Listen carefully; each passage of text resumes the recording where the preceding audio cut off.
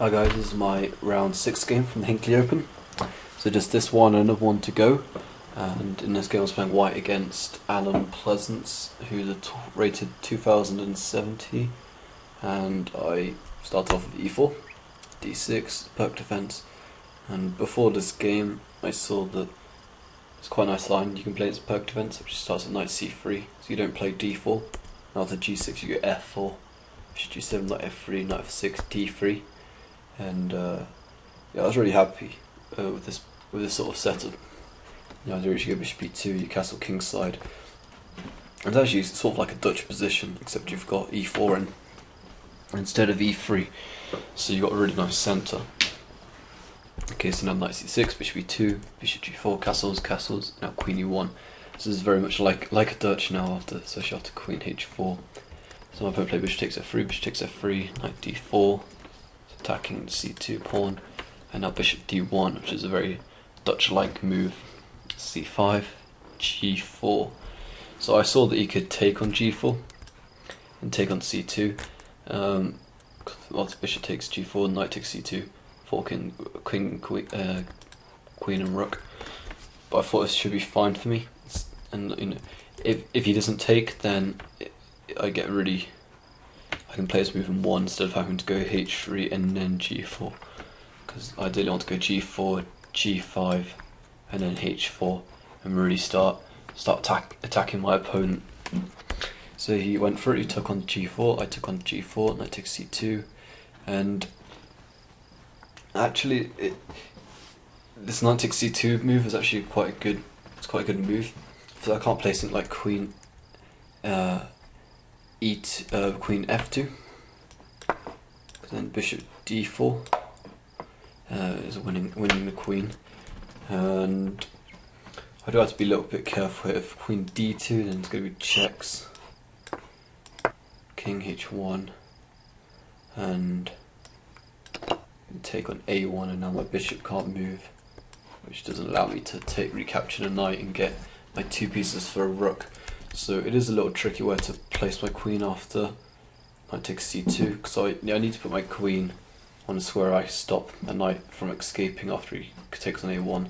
So I chose queen e2, and now bishop d4 check is an annoying move, because if he plays knight takes a1 straight away, then I can play bishop e3 and win the knight. And this is sort of what I calculated, and I get a good position here. But after bishop d4 check first, king h1, knight takes a1. I can't play bishop e3, I can't play bishop e3, or I can't play bishop d2. If I go bishop d2, now the knight escapes with knight c2. If I play bishop e3, bishop takes e3, queen takes e3, knight c2, and knight's going to escape into d4 again. And now I'm just exchanging 2 pawns down, so I'm losing. So instead I played f5. So I'm going to continue my attack. This knight's still trapped. The idea of going bishop h6 here and then winning knight. e6 is played. Bishop h6, rook e8, f takes e6, f takes e6, and a rook takes a1. So things are starting to get pretty sharp now. And after queen h4, so I have 2 pieces for the rook and 2 pawns. And it's the 2 pawns that give my opponent a lot of compensation. And yeah, my pieces are sort of not very well coordinated at the moment. If I can get my rook to the f file, and get my bishop on a decent square, so get my bishop to f1 and to g3, then I'm really going to get a nice position if I can get my pieces coordinated. Here I decided to go bishop d2, and now rook e7, queen g2, king g7, now rook f1, and the reason, as mentioned, the reason I played queen g2 here was I was actually threatening bishop to g5, forking the queen and rook. Say if black was to play something like a6, which is obviously not a very good move, then bishop g5, queen takes, bishop takes e6, a check, and I win the queen. So my opponent saw this and played king g7, so now there's going to be there's no check after bishop g5. So now let's continue with rook f1, rook f8, rook takes f8, king takes f8, queen g3. So my evaluation of this position was, if we go into an endgame here, queen takes, pawn takes, I was actually doing pretty well. I got the 2 pieces for the rook, and he's got 2 pawns, but I have a very good chance actually to win the pawns back. You know, I can play moves like knight b5 and attack both these pawns. This pawn's already weak. If he tries something like e5, then he leaves a massive outpost for my knight on d5. And I can put my rook and my bishop on g5 to attack this rook. And so it's not so easy for black here. So, and also I was trying to trade off queens because I want to play something like bishop f4, but this is going to allow him to play queen at e1 check, and that's actually winning here. So I need to play queen g3. Also I'm attacking d6 pawn. So he played queen f6, threatening to play queen f1 checkmate. So I'm queen f4, and now I'm forcing exchange of queens because of the pin.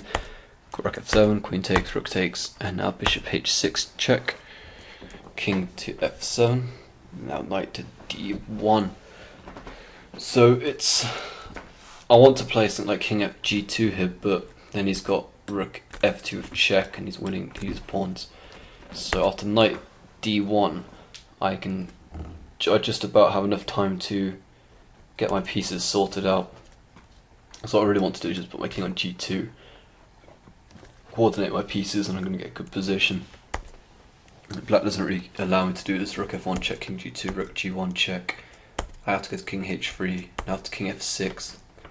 He's threatening to play g5 and then king g6, winning the bishop.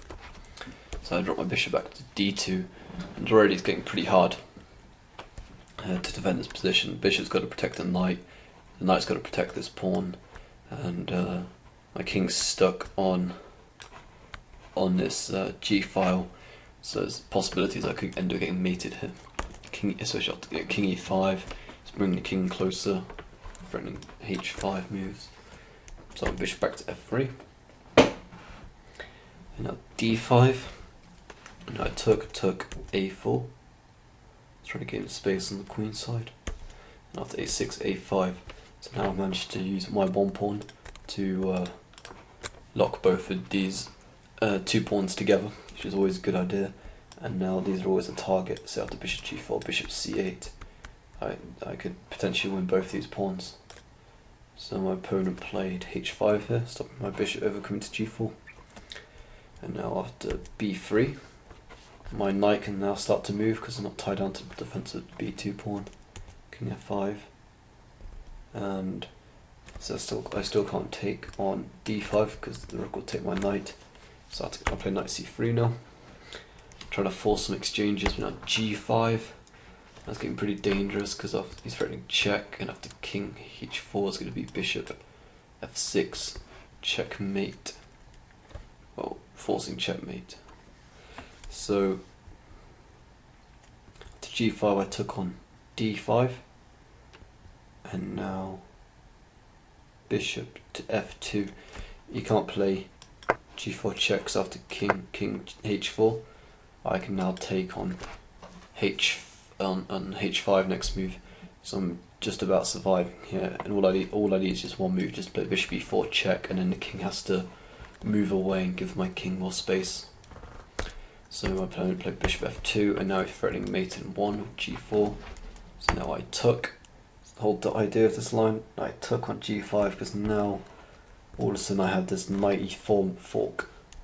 So rook takes g5 is best, obviously, if king takes g5 and knight e4 check, and then I pick up the bishop and have 2 pawns for the rook, 2 pieces for rook. So rook takes g5, knight e4, bishop to e1, attacking a5 pawn. Now, if I needed to win this game. I was a higher rated player, and I needed to win to try and have a chance in coming in, trying finishing the top 3, top 5, somewhere around there, and also getting some good rating points.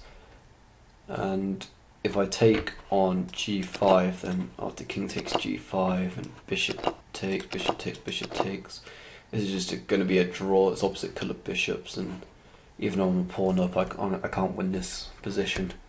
So instead I decided to risk it, and my bishop takes b7 here, and he went rook g7 to try to keep the rook, keep his rook.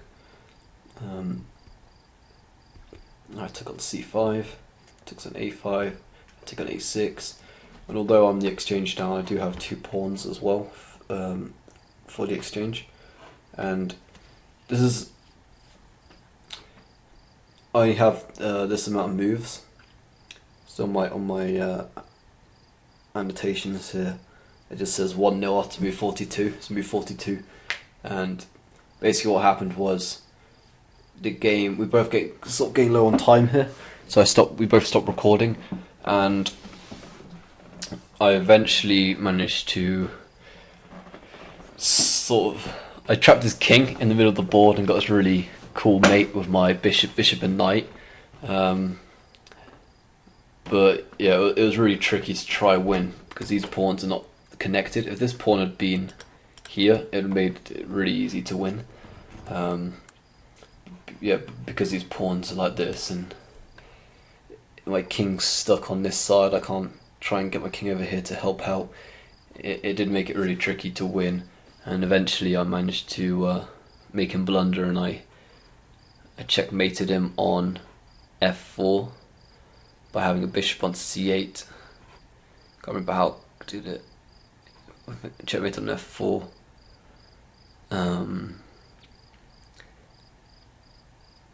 F4, yeah, it was on f4, I think. Yeah, and I managed to use my bishop and knight to cover all the squares around the king, and I think I had a pawn on d4, and yeah, it was really cool. It was a really cool looking mate. So it's annoying I don't have the remainder of the game to show you, but yeah, otherwise if I kept recording, I was going to lose on time. You know, so was he. So yeah, we both stopped recording and just blitzed out this endgame, and I was lucky to come off and to win this game. It went wrong after g4. I miscalculated here after g4. I just missed after takes, queen e2. The power of this bishop d4 check move straight away, because if he just takes on a1, right, already discussed earlier, just bishop e3, I recapture the knight, and I actually get a really nice position. But this bishop e3 check bishop d4 check really messes things up, because now I have to place on f5 and get my bishop to h6 and win the knight back this way. And yeah, a lot of pieces come off, and it just opens up my king a lot. So this is not the way I wanted things to go. I should have just been patient here, not played g4. I should have just played queen h4 first, and then I could play g4 next move, or I can stick my king on h1. You know, putting a king on h1 is always a good idea, especially when you played f4, so you avoid any diagonal checks and tricks and things. So I should just play queen h4, been patient here, seen what his plan was. He probably would have played something like b5. I could just play king h1. After something like b4, I could just drop my knight back. And okay, so we took, I take, and say he tries to get a5 and gets pawn all the way down to a3, create pressure against this b2 pawn, my rook. Then I can continue something like f5, e4, bishop can come to h6, and now I can start playing stuff like g4 and really attacking black's king. But yeah, this g4 was a little sloppy calculation on my part, so I was lucky to get away with that. But yeah, that was it from round 6, and I'll have my round 7 game up in a couple of minutes, and that was I was playing black against an international master, and I got thrashed. So if you want to see me get thrashed, yeah, definitely subscribe and watch the next one. But I'll see you next time, and thanks for watching.